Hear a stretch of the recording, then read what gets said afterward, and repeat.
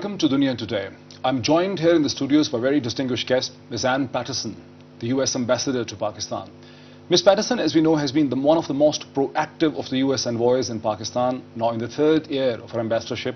But from the day one, she has been working tirelessly to strengthen and improve the bridges of understanding between Pakistan and the United States. And we know it's not an easy task. Given the trust deficit, it's a difficult assignment. We're meeting at a time when there are a number of issues that have cropped up in Pakistani media that are on the Pakistani minds, that are regarding the US embassy's expansion, the security arrangements, and also the mode of distribution of the aid that is going to flow under the Kerry-Lugar legislation.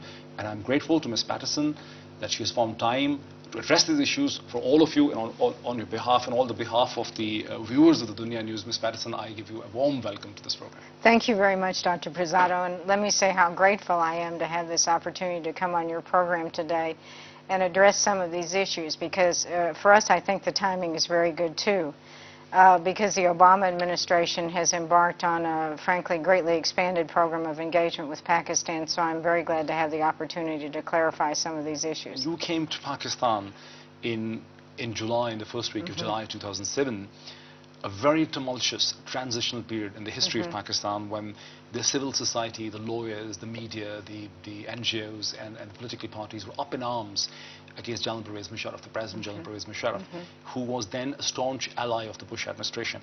And what kind of a challenge was that for you as a US envoy? Well, it was a very difficult challenge because, of course, he was a very strong ally of the United States, and we were very supportive of President Musharraf in many respects.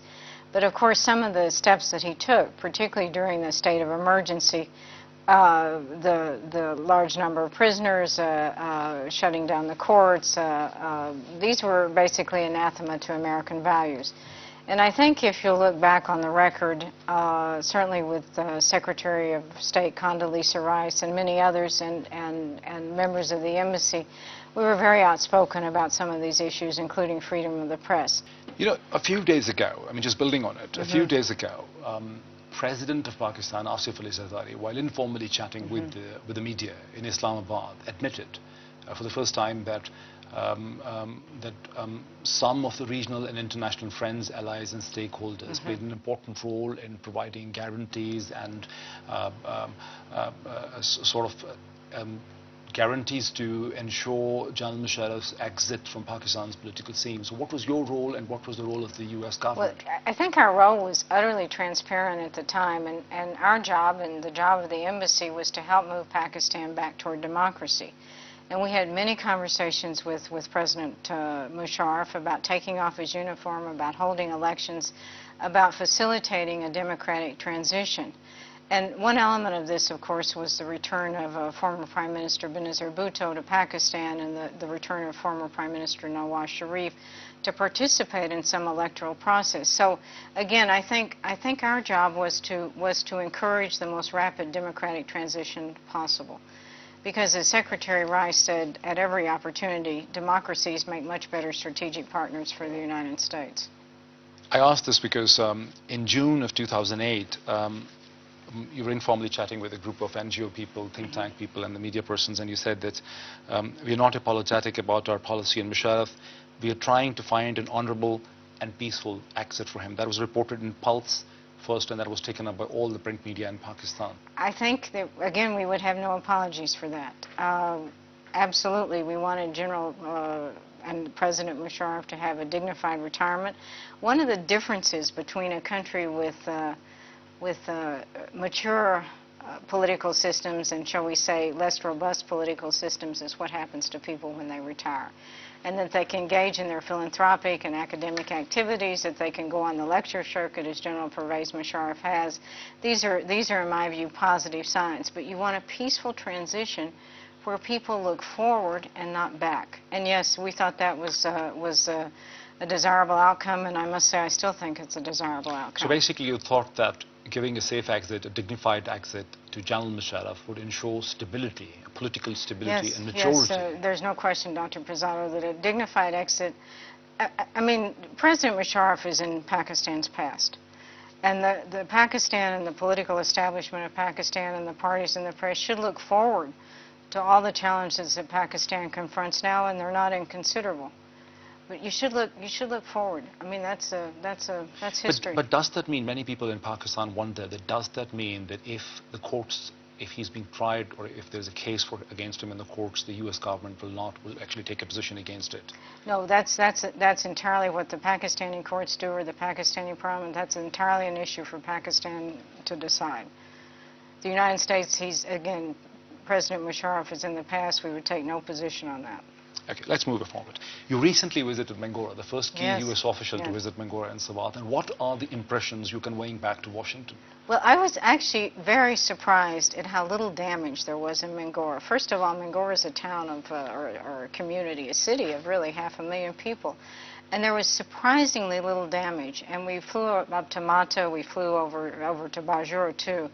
And I was very surprised not only at the small amount of destruction, but also at the way that life has returned there. It's really a tribute to the Pakistani civilian government and to the army that over 2 million people were moved out and moved back to their homes with no humanitarian emergency. That's almost a historic first. In your assessment, the sense of security, the overall security situation in Pakistan is improving, because you recently announced that Pakistan will be a family center for the US Embassy in future. I actually looked at those figures today. In the American Embassy, we monitor acts of violence. And what I was struck with was how there's been a very sharp drop in violent activities.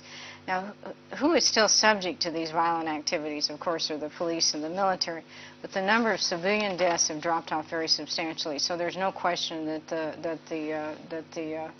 that security has improved dramatically in the past few months. And that is actually a basis for declaring the Islamabad as a family center. We haven't quite managed to declare it a family center yet, but we're going to work on that. To bring dependence back here would be a very important step.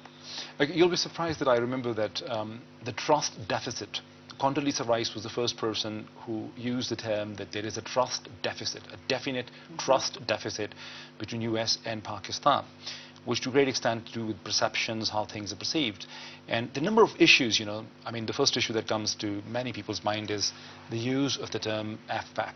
Yes. And before I was preparing and researching to discuss these issues with you, and a lot of people ask me, from the media, from the civil services, from the diplomatic corps, that ask Ms. Patterson that a term which is so irritating to Pakistanis, a large country of 170 million people with nuclear weapons, a large army, a civil services, large urban centers, media, corporate sectors, everything, education institutions. How could the United States think of clubbing Pakistan with Afghanistan in the situation the way it is? Yes, I know that Pakistanis have taken great offense at that, because they tell us and they tell me all the time. But let me try and explain it to you from the U.S. perspective, because that's sometimes where the lack of understanding and lack of communication comes in. We have a very large number of American troops now in Afghanistan.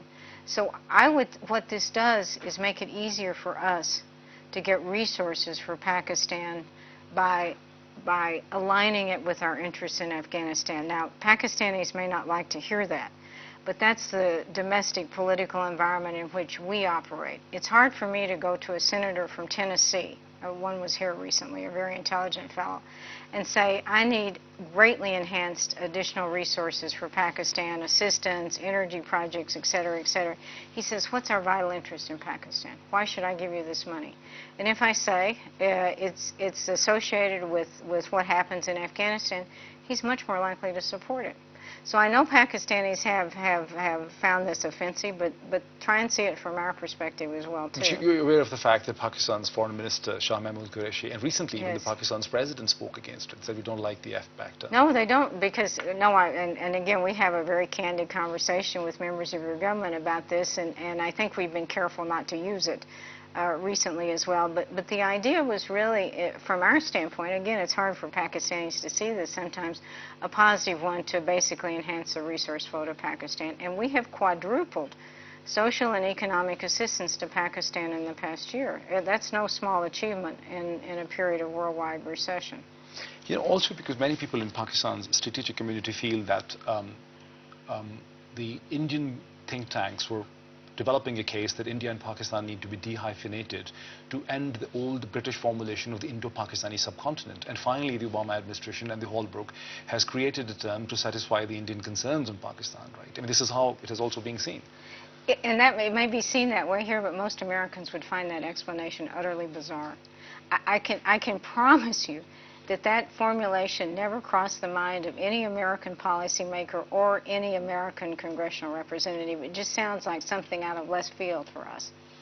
What is the relationship of Ambassador Richard Hallbrook with the U.S. Embassy in Pakistan, in a sense that when Ambassador Hallbrook conducts his meetings in Pakistan, it is he who decides the meetings, or it's the embassy that facilitates him or advises him? Well, usually there's no difference. I mean, he sees the same range of Pakistani leaders that most of our other visitors see. So there's, as far as I can have ever seen, there's no disagreement. So we will make suggestions, and he will also suggest whom he would like to see.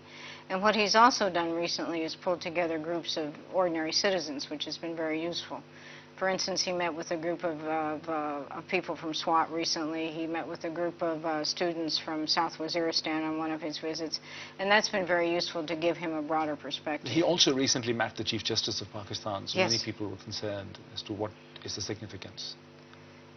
Senator Leahy went to see the Chief Justice of Pakistan before Ambassador Hallbrook did, and I think it was just a courtesy call. Senator Leahy, for instance, is head of our Judiciary Committee, so he has an understandable interest in Pakistan's judiciary, and it was just a courtesy call, as we would do with other leaders of Pakistan. Okay. One issue of which you are obviously very much aware is the concern regarding the expansion of the U.S. Embassy in Islamabad. Why do you think it has become such a burning issue for Pakistani media and the people? You know, I struggle with that. I'm not really sure why it's become such a burning issue with Pakistan, and certainly our relations have their ups and downs in recent years, or certainly in the past many years. But yes, this has been a very difficult issue for us to elucidate to the public. But much of what we read in the press is simply wild exaggeration. We are going to expand our embassy. We need to expand our embassy. One of the reasons we're expanding the embassy is to accommodate the quadrupling of social and economic assistance that we're planning to give to Pakistan, and that just requires a lot more people. It requires health professionals, educational professionals, accountants, and yes, we need more land to put them on. We're also trying to consolidate our housing within the diplomatic enclave, and move out of the city. Is this hiring of 200 houses in Islamabad, renting 200 houses in Islamabad, is a temporary measure then?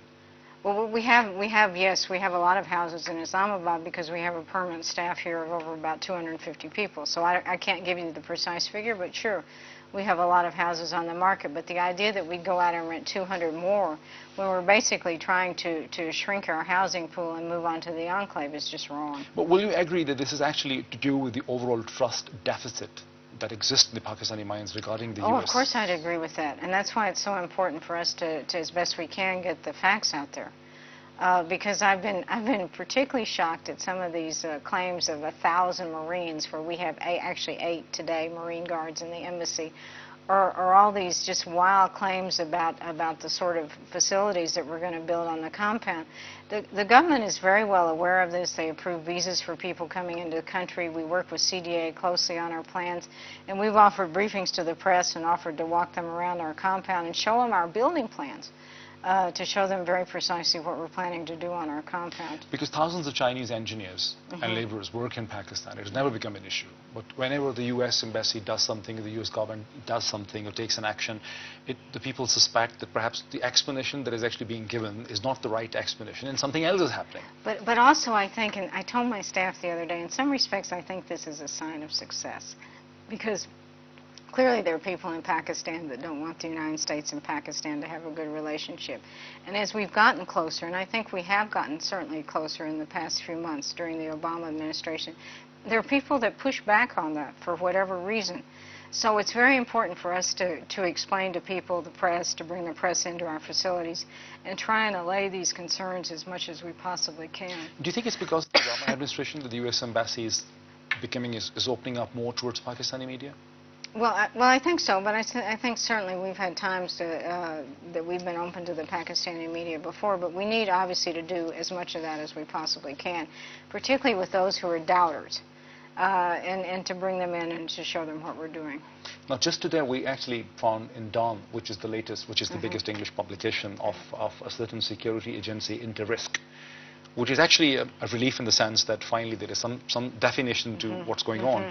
But you must have heard the rumors of Blackwater or XC operating in Pakistan, US Embassy facilitating them, people being arrested, being taken to police, Embassy intervening on their behalf. But this is just crazy. I mean, the Prime Minister of Pakistan has addressed these charges of Blackwater being here. Blackwater does not provide security for any embassy facility in this country. And yes, we do have security contracts. Of course we have security contracts. 95% of our security, maybe more, probably 97 or 98, is provided by Pakistani companies. Yes, but Blackwater, which is now called XC, is actually a contractor with the State Department worldwide. Yes, and many other firms, but not here in Pakistan. Because you must be aware 2 or 3 weeks ago, there were some arrests made by Islamabad police, and then the rumor was that the US Embassy had to intervene to get them released. Well, first of all, if there were arrests made, people have diplomatic status, and that's a gross misrepresentation of an event that happened, that people were stopped at a roadblock, they were properly documented and licensed, and there was no altercation. Again, this is something that just blossoms in the press and grows with each retelling. It's sort of like this issue of visas for American NGOs. I was shocked to see in a local newspaper recently that these NGOs, which are among the most prestigious in our country, are associated somehow with the CIA and Blackwater. I mean, that's just, first of all, it's grossly untrue, but also it looks to me to be particularly malicious because it puts these NGOs and their employees at danger. There are also rumors that the US Embassy is influencing certain newspapers not to publish certain articles regarding Blackwater. Not to publish, of course. I absolutely wrote a letter, and I write letters to the press all the time, but we do not, we try and point out the facts, and we try and, if you've put one of our citizens in danger, you bet I'm going to write a letter, and particularly when it's untrue. It's definitely interesting. Yeah, but we've never ever tried to censor the media or ask that anything not be published. There were some, frankly, malicious comments to that extent too. It's absolutely untrue, but it's my job as an ambassador, when the press prints something that is just materially and maliciously incorrect, of course I'm going to point it out. I'm glad that you addressed this issue. I was actually afraid to ask you this issue, but I'm glad that you asked. But you know, many critics point out that given the US values themselves, the American values, you would not try to stop an article which is published in New York Times or in Guardian or in Washington Post. That's just not true, Dr. Pirzada. If the Guardian or the New York Times printed the stuff that was in the Pakistani media, the department spokesperson or the White House would be all over them. You can't have, let me give you another example of one of my favorite local articles here. There was a meeting that was supposed to take place with the President of Pakistan, and the American person who was supposed to conduct the meeting was delayed by weather, so the meeting never took place. So I opened the press the next day, and not only is there a big description of the meeting that never took place, there are also extensive quotes from the American participant of what he supposedly said in the meeting that never took place. You mean total disinformation? Utterly fabricated. So yes, we do get in touch with the press when that sort of thing happens, and that just strikes me as wildly irresponsible. Let me stop you here. Let us take a quick break. We are here joined by Ambassador Anne Patterson, the US Ambassador to Pakistan, and we continue the discussion after the break.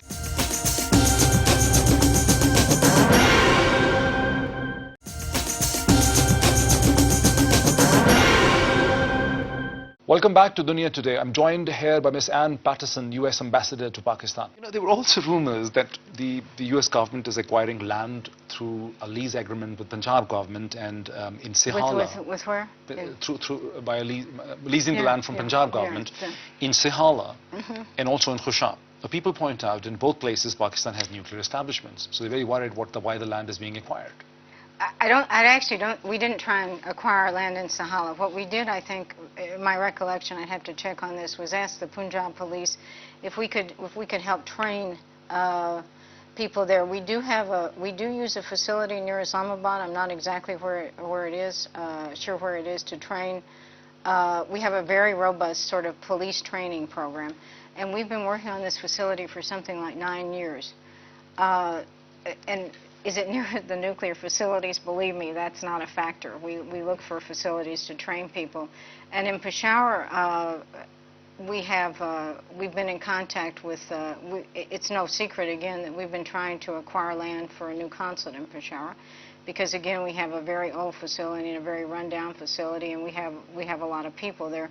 And we've been in discussions with various private landowners there. So that's why you are in negotiation to purchase a local hotel in Peshawar.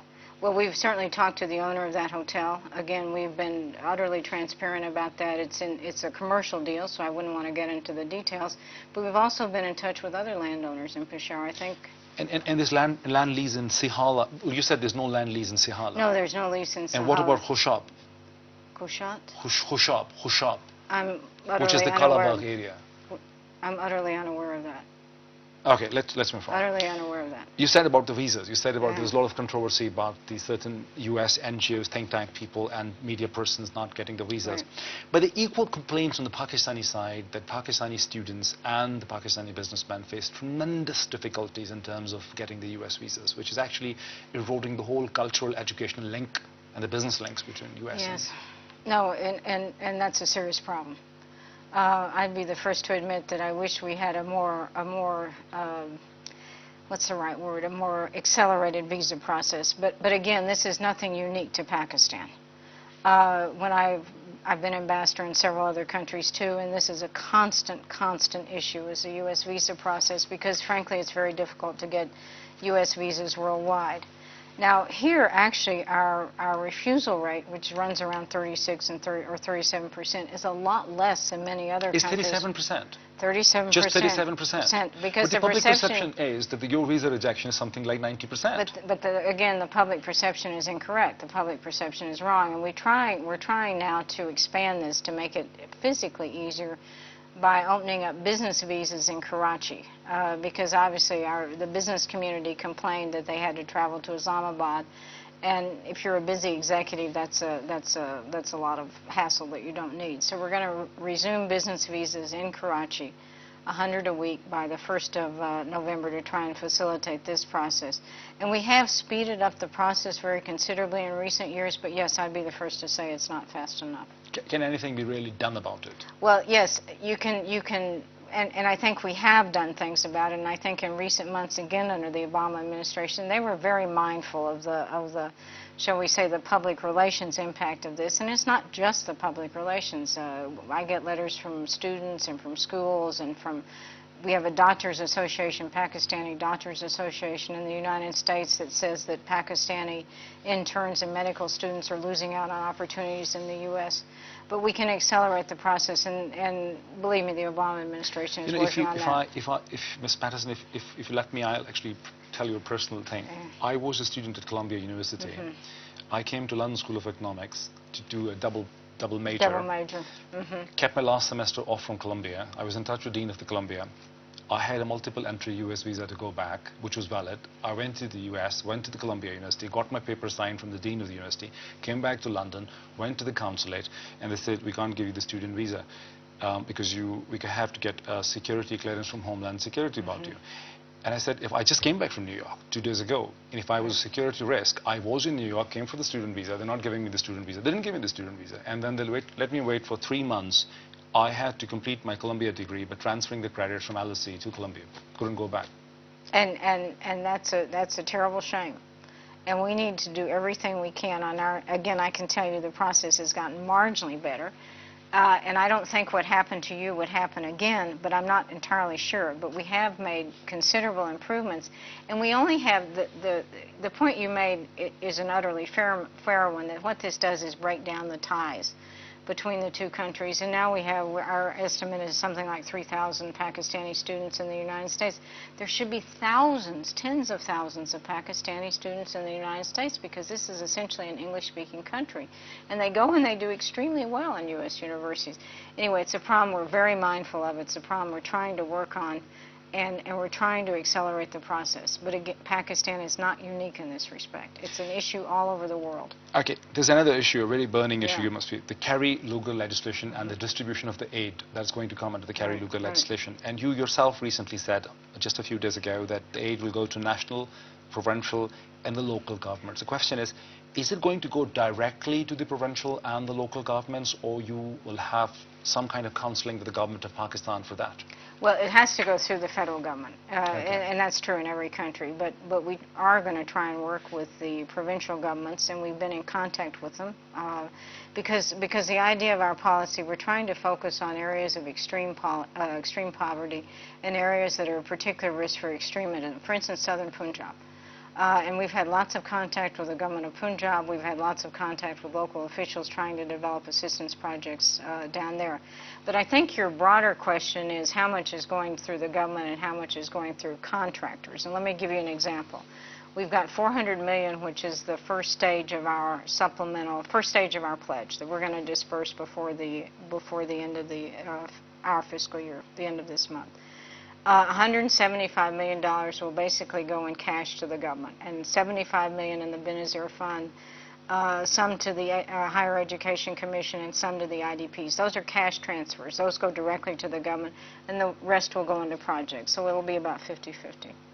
But you know what, there was another aspect to my question. You know, some people wonder that if you give the aid directly to provincial governments, local governments, and the NGOs, in a way you're undermining the sovereignty of the central government in Pakistan. Well, we want to build up the federal government and frankly the provincial and the local governments too, and we want the public to look to the government for services. But there's also the question of absorptive capacity, and we gave over $800 million in a cash transfer to the previous government before the state of emergency. And it's very difficult to determine where that money has gone. But that's why we try and balance this. We do some to the federal government, we'll do some in projects, and we'll do some probably through international institutions like the UN and the World Bank. Much of our funding during the IDP crisis went through the UN agencies who had infrastructure to handle the crisis, and also through NGOs. When Jack Lew, the Deputy Secretary of State went back for resources and management, went back, he did some press briefing or press statement, and the impression that was in this country, which made the headlines, was that somehow or the other the Obama administration does not trust the Pakistan People's Party's government. They're not prepared to hand over the money to them, and that is why they're dispersing the money indirectly. No, that's just not true. I mean, the Benazir Fund, frankly, is a enormously creative and frankly very well managed fund, and we're about ready to put $75 million in it. And it's designed in a way that not only gets money in the hands of poor people, it goes to female heads of household.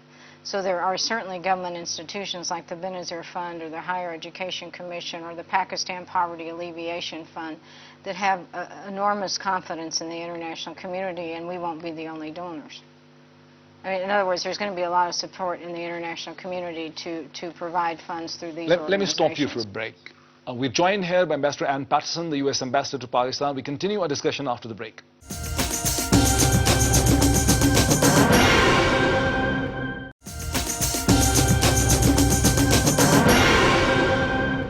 Welcome back to Dunya Today. I'm joined here by Ms. Anne Patterson, US Ambassador to Pakistan. You recently made the statement that we have given $3 billion to the Pakistan People's Party government in the last 1 year, and we just saw that a spokesperson from Ministry of Finance actually retorted. They said only $970 million, and then Ambassador Patterson need to come up with the distribution of the $3 billion. And what is... Well, I think I looked at the transcript of what the finance minister said, and I think we're talking a bit about apples and oranges here. And he was talking about the pledging and other thing, but we just prepared a fact sheet, so I'm going to send it over to the Ministry of Finance and try and resolve some of this issue, and we'll release it to the press. For instance, the United States spends $330 million on Pakistan's IDP crisis. We were far and away the largest donor. Most of it went through the UN system, and most of it went through NGOs, so it's not visible to the people in Pakistan.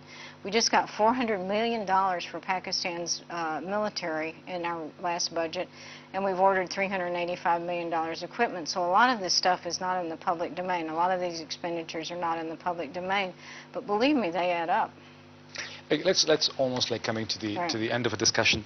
Throughout these points, when we look toward the issue of the embassy expansion, the FPAC term, the Blackwater, the inter-risk, the land acquisition in Khushab or in Sohala, which you said is not taking place, the distribution of the Gary Luger, the legislation, the bill, the money, and the visas. I think that you can explain the situation, yet at the same time, the US embassy appears totally unable to explain its position most of the time. That's why you get a bad press and bad media in Pakistan. Why do you think it's happening? Are you not proactive? I with the don't know. media? Maybe we're not proactive enough. But for instance, on the embassy expansion, we called in the press and we briefed them. We had the building plans. We displayed to them the building plans. We walked them about the compound. We told them about our expansion plans. We briefed them on what Marine Guards do. And the stories, in fairness, seemed to die down for a few days. But then it flared right back up. So I don't know the answer to that. Maybe we're not sufficiently proactive. Could it be this, that you handle the issues when they become rumors? You could have actually gone public with the expansion of the US embassy to begin with. We could have, but again, I think this is where a misunderstanding, as we were talking about AFPAC, that never would have occurred to us. For us, it was an utterly routine activity that we do all over the world. We're trying to buy land, absolutely. We're trying to buy 16 acres, plots on either side of our existing compound. For us, it was just a routine transaction with CDA. And frankly, we were shocked when it flared up as it did. What do you think can actually be done to improve this communication with the Pakistani media? What can Well, you do? I do think we need to be more proactive, and again, I'm to repeat, I think some of the Pakistani media is utterly sensationalist and malicious at times in promoting anti-Americanism. So in many respects, it's a two-way street. We can be certainly more proactive and do a better job of explaining our policies and what we're going to do. And they can be a little less inclined to just make up articles from whole cloth, like the article I described to you. But, you know, I mean, just a thought that comes to my mind when you say this thing, the Pakistani media is sensationalist. Many people will point out that even the US media, you know, most of the stories that appear in US media, like in New York Times, Washington Post, or television channels, are utterly negative of Pakistan. Yes, and Hossein Haqqani makes this point a lot when he says the US media, the US has a very poor image in Pakistan. Well, Pakistan has a very poor image in the United States too, and that too is, I think Ambassador Haqqani has been very aggressive. He's been out there with the media. He's been particularly active in our Congress in explaining Pakistan's point of view. So again, it's a two-way street. Do you think the U.S. embassy can play a role, or the U.S. government can play? I know that the media is free in U.S., but U.S. government, the State Department, the embassies, the missions can play a role in developing a better communication between the U.S. print and electronic media and the Pakistani situation? Yes, and I think actually in the embassy we do a better job of this than we do reaching out to the Pakistani media. There's not a week that goes by that we don't have several backgrounders with American or British media in our embassy. And I think there's some excellent reporters here from the international media, and I think by and large, as the situation here in Pakistan has improved, and I think again has improved quite dramatically in the past few months, they've done a better job of articulating this to their viewers and readers in the U.S.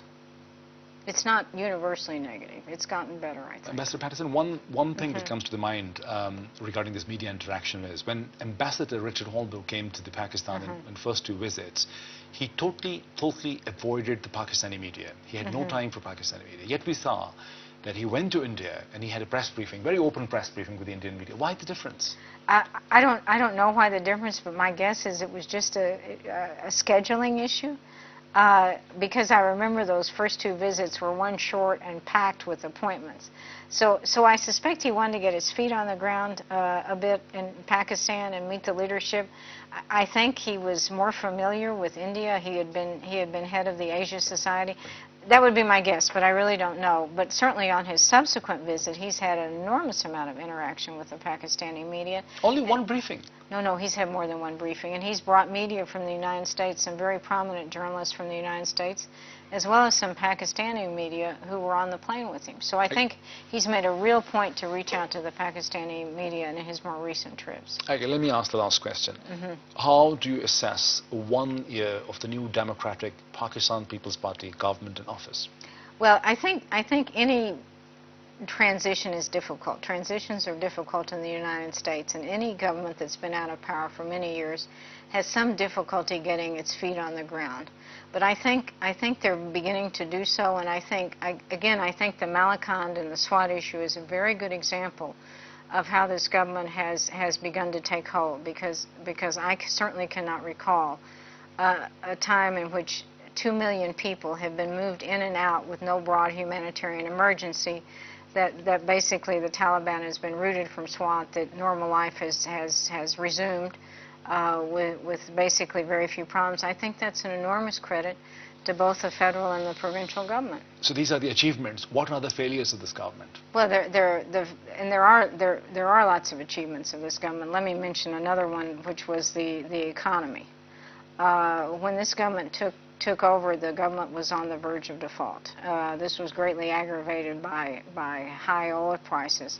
But they've gone to the IMF, the economy stabilized, Pakistan's bond ratings have gone up. Pakistan has positive growth. Do you realize how unusual that is in this sort of international environment? So I think there's been actually enormous progress on the economic side with this government too, and they deserve credit for that. What are the areas in which you think they have not been able to move very quickly? Well, I think, again, the poverty alleviation was an issue, a very serious issue at first, and I think the Benazir Income Fund has been a help in that. Some ministries, this is again no secret, it's just the same in my country, are more efficient than others.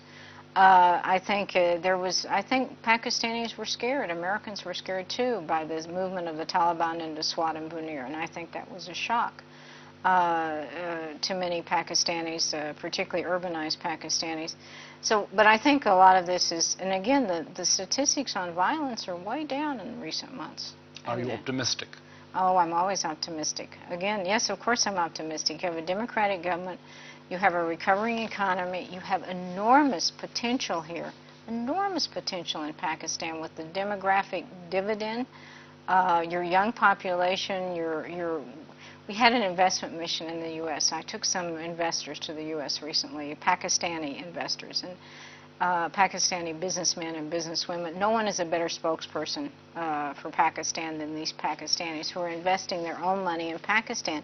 And Americans were surprised at the opportunities here. So that's another area where we need to do a better job, is to go out to the business community, tell them what a promising investment environment they'll find in Pakistan, and try and get them to invest their money here. For that you have to give them the visas. But these are, yes, Americans coming here will get visas. Yes, of course, it's a two-way street, but there are a huge number of business opportunities for Americans in Pakistan that they need to take advantage of. I mean, that's another one of my jobs, is to promote commercial activity between Pakistan and the United States. Again, I think the country has just enormous potential. I'm actually really very optimistic. I think with the enhanced international aid flows, with the democratic government taking hold, with the violence down, I think people are going to look at Pakistan and say, now is the time to get in on the action here, businessmen. And I think you may see a very sharp inflow in investment in the near future.